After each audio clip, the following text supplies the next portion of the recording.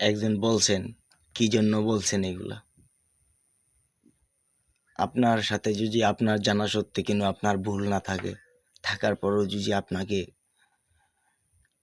গালিগালাজ করে, আপনাকে যে কষ্ট দেয়া কিন্তু কথা বলে, আপনি পারবেন মাইনা নিতে? পারবেন সইতে?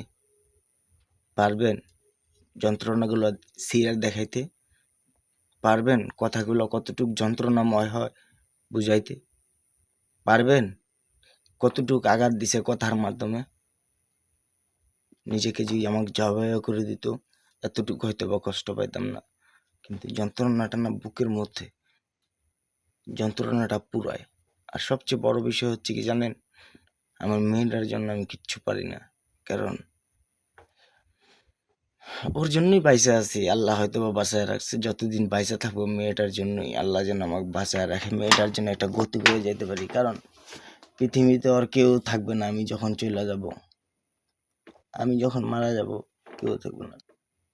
আরে ভাই, চাচা বলেন, জ্যাঠা বলেন, বাপের মতো না। মা বলেন, চাচি বলেন, চাচি বলেন, মামি বলেন, খালা বলেন, মার মতো আর হয় না।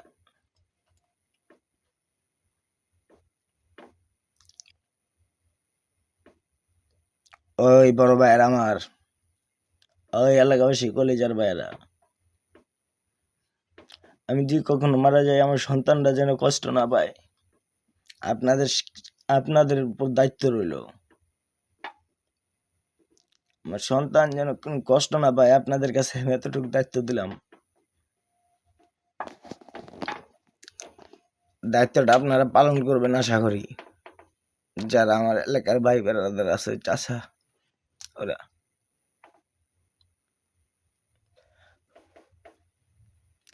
আর যখন একটা মানুষের জীবন থেকে সবচেয়ে স্বপ্নের জিনিস হারায় যায়, সেই বুঝে যন্ত্রণা কি।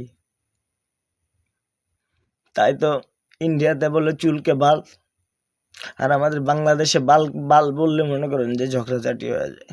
এরকমই হচ্ছে সব বিষয়। যাই হোক, দোষ না করেও দোষী আপনি, মাথা পেতে নিলাম।